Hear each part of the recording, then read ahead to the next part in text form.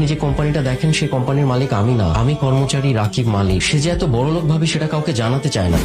এটা তুমি কি করছো পিউ? তুমি জানো এটার দাম কত? ওর খালা অস্ট্রেলিয়া থেকে এটা পাঠিয়েছে, 1,00,000 টাকা দাম। হ্যাঁ বৌমা বাচ্চা মেয়ে, ওকে এত কিছু বোঝে? নানু ভাই আসো তুমি আমার কাছে। পিউ, নাদিয়া, নাদিয়া, বলো, শুনতেছি। তুমি কি কোনো কারণে রাগ করছো? তো রাগ করবো না তো কি করবো?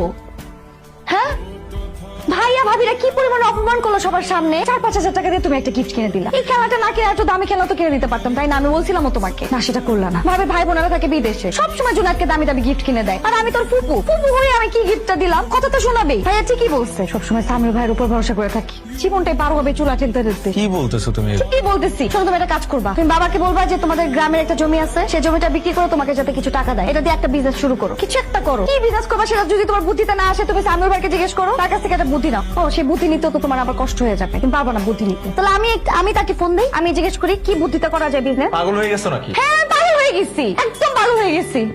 আমার আর মানুষের কথা শুনতে ভালো লাগে না। যখন প্রেম করতে তখন কত কথা শোনাইছো আমাকে, যে নাদিয়া তোমাকে আমি কোনোদিন কোনো কষ্ট ফিল করতে দিব না, আমার দ্বারা তুমি সবসময় ভালো থাকবা, সবসময় আমি তোমাকে সুখে রাখবো। এই আমার সুখ, খুব সুখে সংসার করতেছি আমি। ও লাগে না আমারই ভুলাস। আমি তোমার হাত ছুঁয়ে কথা দিচ্ছি, আমি বেঁচে থাকতে তোমাকে কখনো কষ্ট পেতে দিব না। হয়তো শহরের উঁচু বিল্ডিং এ বড় ফ্ল্যাট দামি গাড়ি কিনে দিতে না পারি, কিন্তু আমার ভালোবাসার অভাব কখনো তোমাকে টের পাইতে দিব না। হ্যাঁ বলো। তুমি নাকি নতুন একটা ট্যাব কিনে জোনাইদের জন্য পাঠিয়েছো? পাঠাইছি তো। কেন, কি হয়েছে? কি হয়েছে মানে? তুমি টাকা কোথায় পাইছো ট্যাব কেনার? আরে টাকা সামিউল দিছে। কালকে ঘটনা শুনে ও খুব রাগ করছে, বললো যে খেলতে গিয়ে ভাস্তি একটা জিনিস নষ্ট করে ফেলছে, এর জন্য এত কথা শোনানোর কি আছে। এটা ওর খুব খারাপ লাগছে। আমি জানতাম এটা সামিউল ভাইয়েরই কাজ হবে। তোমার বন্ধু ভাগ্য দেখলে